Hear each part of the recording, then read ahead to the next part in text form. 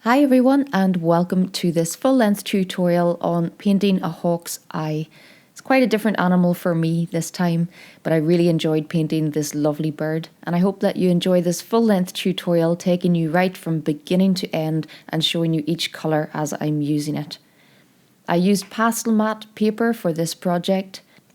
And if you visit my Patreon channel, you'll also find my reference photo for this so that you can download that and work along with me there. Next month on Patreon, I'm releasing the full tutorial on how to build up the feathers.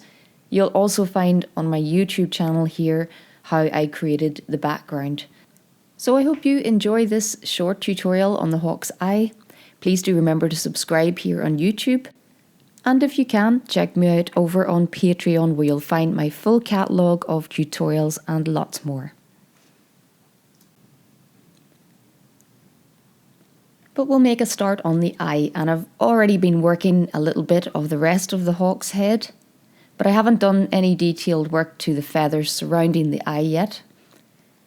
And I really was dying to get go at this eye because I haven't painted a hawk's eye before and it really does look spectacular. So the first colours I'm picking up are very vibrant colours, a really rich, vibrant red.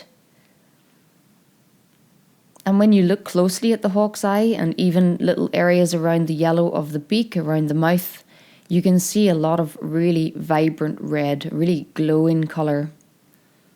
And it's those colours that I want to lay down first, so that when I apply my lighter highlights, these lovely rich colours will shine through hopefully, and I'll be able to leave little edges of that red showing.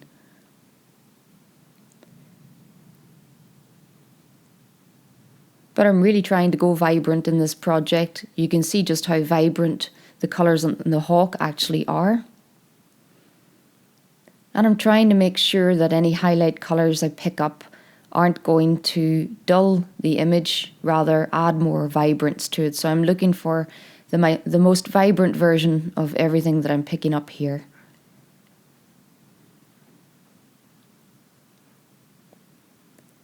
So if you go too light too soon, you'll find that you'll wash out all of your dark contrast. And I really like to have a good broad range of tonal values in my work. So from really jet black somewhere in the piece to a really crisp white highlight somewhere, but there's always a huge range of tonal values in between. And I'm always trying to avoid duller colours, using grey for example. I'm always trying to choose more interesting hues to describe the tonal value. As long as you get the tonal value of something correct, you can really push your colours and be a lot more experimental. But in this case, I'm not really being experimental. I really can see that vibrant red colour just as an outline around the hawk's eye. So I'm making sure that I really get a good thick layer of that in there first.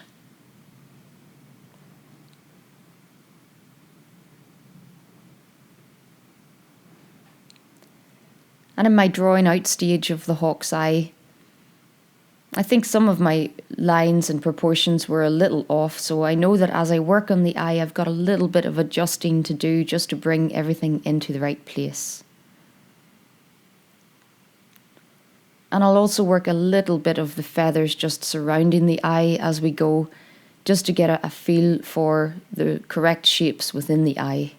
It helps to see what's going on around the eye. It's one of the reasons that I'm not always keen on starting with eyes first in a project. I like to get a little bit of the surroundings in, make sure that I've got the eye placed in the correct way. Once it's in there, it's very difficult to make adjustments.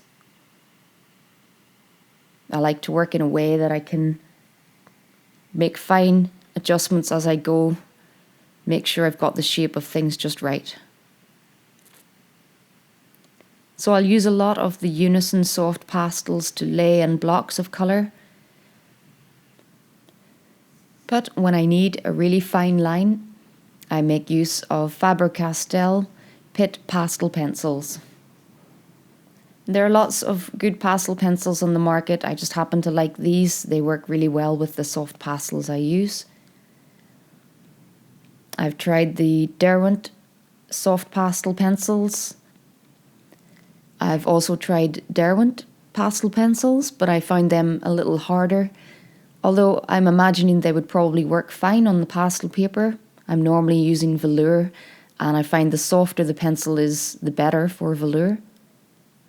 But I think really the softer your pastel pencil is, the more pigment you'll get from it onto your paper, which is really what you want, especially when you're using them along with soft pastels. So the Faber-Castell or even Carbothellos, I also like those. They're similar softness, and they both work really well along with soft pastel sticks. So at this stage, I'm really paying attention to the photo reference here, just trying to adjust the outline of the eyeball. Make sure that I've got the angle correct. I should also point out that I'm filming at a little bit of an angle. My camera is set off to the left from me, so in some of my footage, the proportions may not look 100% right, but please take into account that I'm filming at a bit of an angle. I like to work on an easel with my painting vertical. This helps me see the proportions more clearly than if it's sitting at an angle horizontally on a table. So it does make life a little bit more tricky when I'm filming, but I wouldn't compromise for that, as I really like to have my soft pastel work sitting vertically to me. It also means that any dust that falls off your piece while you're working, it's not spreading all over your work. It's more likely to fall to the bottom of the painting and gather on the little lip on your easel. I've also seen some artists using soft pastel with rougher sandy papers, create a little tray at the bottom of their easel to catch all of that dust, as you can still make use of it. It's still pure pigment. So at this point, I'm choosing a good mid-tone to block the rest of the eye in with. It's quite close to the colour that I need it to be. And then there's that lovely shadow cutting across the eyeball diagonally.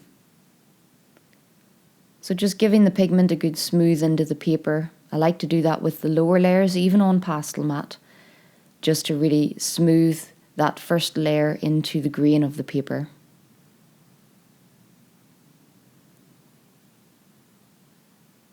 And just starting to block in the angle of the shadow across the eyeball.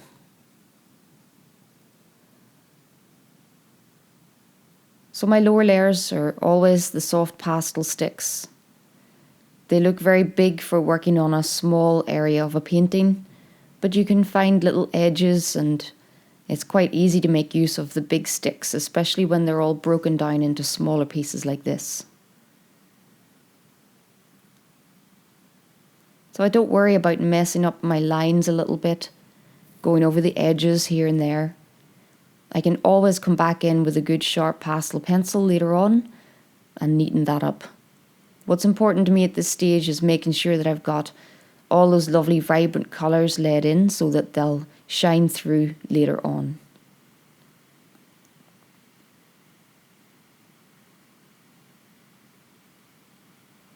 So if I feel that I'm losing that little edge of redness, I'm going to keep adding it back in, as I really want that to shine out quite strongly around that area.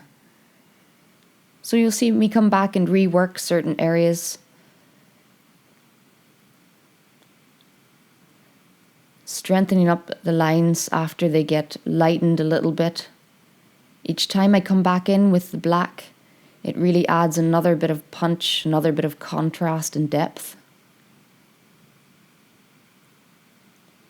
And I'm just getting that pupil outlined and filled in.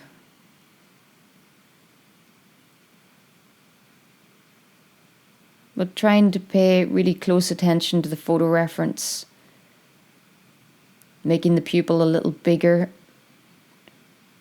just adjusting it slowly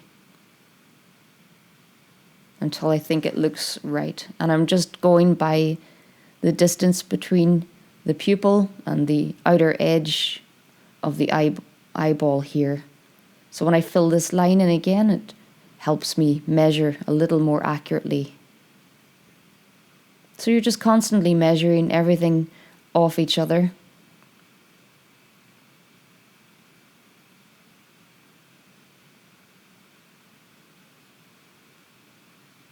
And that already starts to help with the lovely contrast within the eye.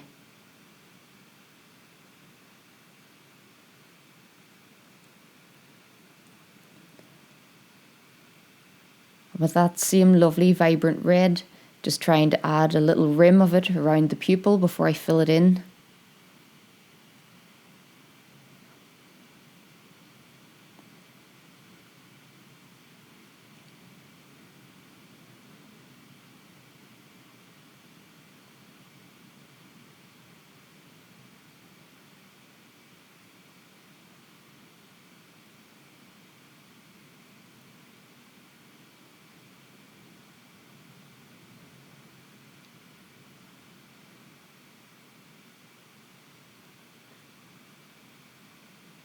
So just bit by bit, pushing everything into place and using the pastel pencils to really crisp up those outer lines.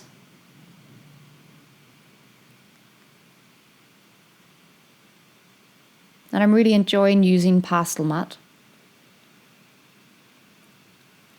I'm seeing the benefits of it for extreme detail. So if you're into entering into the realms of photorealism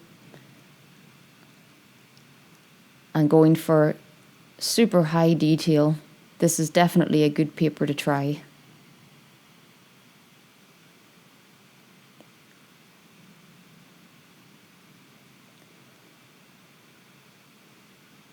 So a bit of highlight colour on the eyeball.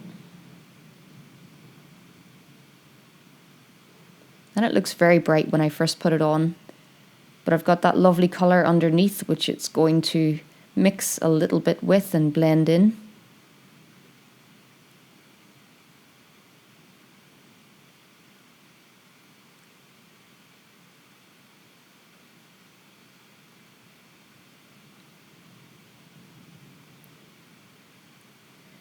Just trying to get the angle of that shadow just right. It's obviously being cast by that lovely eyebrow arch above the eye. I don't know if hawks have eyebrows. That may not be the correct term, but you know what I mean.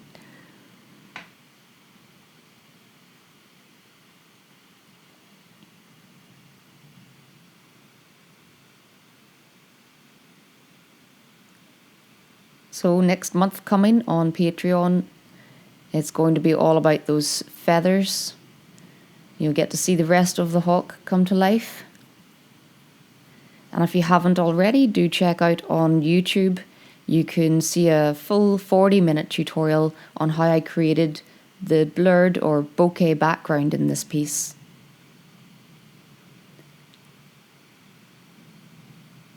It's filled with some good tricks that can be applied to any painting where you want to create a nice soft out of focus backdrop to help your main subject really pop.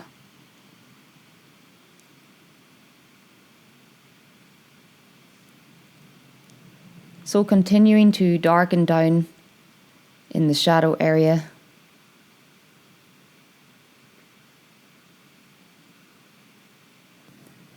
With all the use of red in this piece, I'm also making use of its opposite colour, green, to do some of my yellow highlights.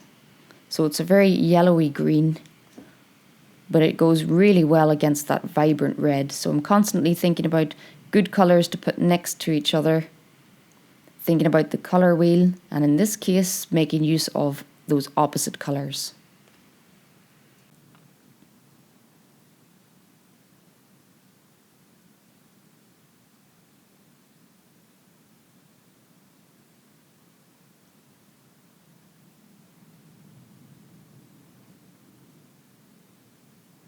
So really taking my time on this outline, not leaning too heavily until I'm a little more sure that I've got the line just right. So I really build up how heavily I lean throughout the piece. Going a bit more cautiously at the start, making sure that my proportions are correct and leaving myself able to make adjustments if I need to. Then as I get a little bit more sure, I can lean a bit heavier, create some of those really dark lines.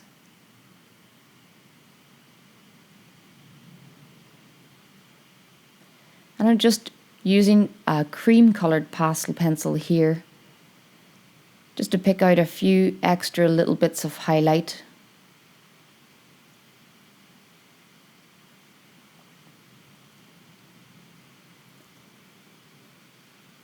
This was quite a small little study of 10 inches in total. So the eye within it's not that big. And I don't intend to go into crazy amounts of detail on the actual eyeball itself.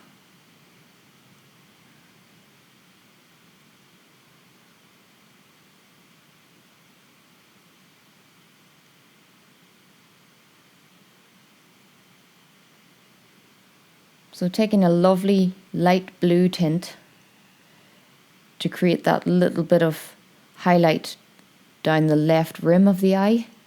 And you can see what a lovely sharp edge that is. And I can just use the edge and the curve of the pastel to create a very precise little line that has a slight curve to it. So you've always got some part of a pastel that can make the shape that you need.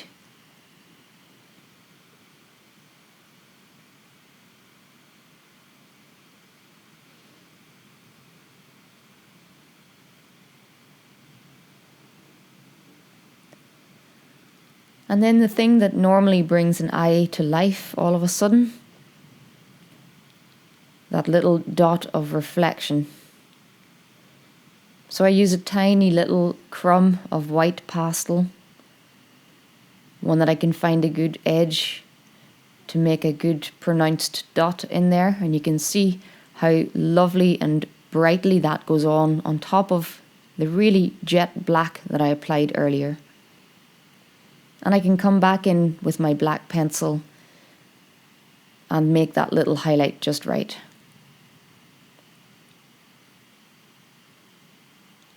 So I always find it's much better to add most of your highlights with little crumbs of soft pastel instead of the pastel pencils.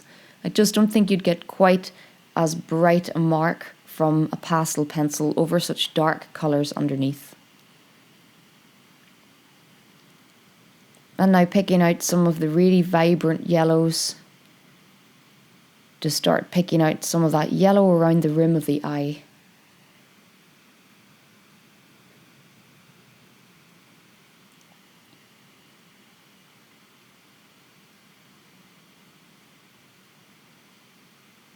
So you can see there haven't really been that many colours have gone into this. And all of those colours get used throughout the rest of the painting.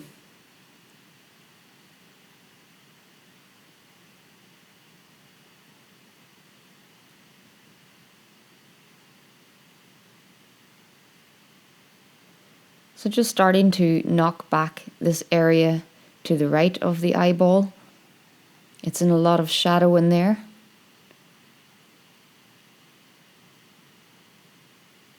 So I need to add a little bit more darkness.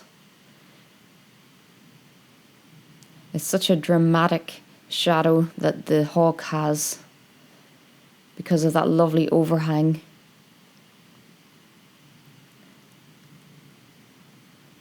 A very serious look on their face. I held this particular hawk on my arm, and I was told to not continue to keep eye contact with her if she decides to stare at me. So she did this quite a lot while I held her. She would just turn and stare at me. I could feel the heat of her gaze. And I would look at her for a second, and then I definitely felt the urge to look away and respect that she is the top predator from the two of us. And she was very gentle with me, but I certainly wouldn't have messed with that gaze. I was just glad that I wasn't a small rodent. But I have some beautiful shots of her in flight. It's going to be one of my next projects, hopefully. But it's nice to do smaller studies like this. I learned a lot from doing this about her expression, about how I'm going to tackle those feathers when I do it on a larger scale. So it's a really useful exercise to do a smaller study of something before you attempt a bigger painting.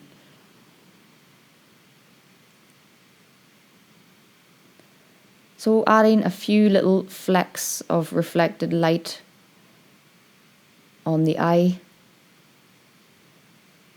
Again, I'm not going into huge amounts of detail for this, just a few suggestions of a little bit more detail on there, and then soften it in. On this scale, I don't feel that there's need to go into any more detail on the eye.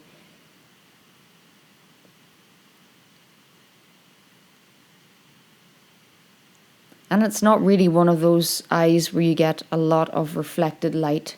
It's quite flat in colour, apart from that really dramatic circle of reflection on the black pupil. And I love that as it really jumps out from the darkness.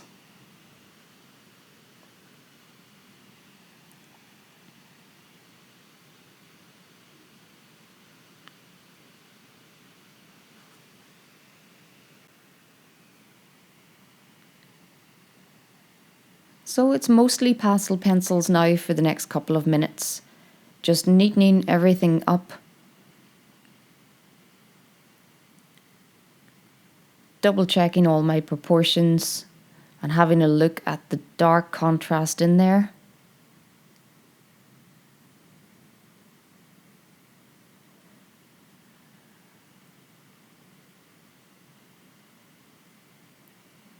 And once I've got these base colours on the paper, the pigment moves around really lovely, and I can use those pastel pencils to do the finest little bits of detail.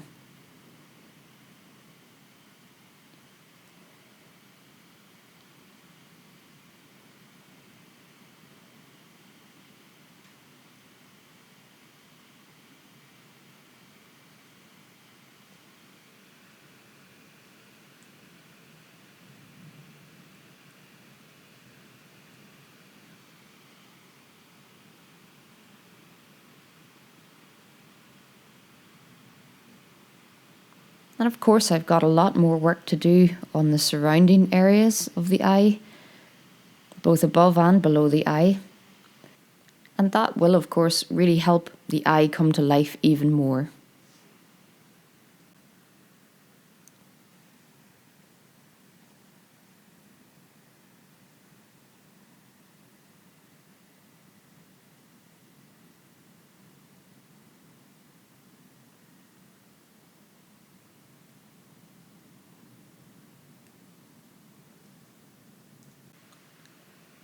So for example here, just starting to bring in some little marks like this to suggest where the feathers begin surrounding the eyes.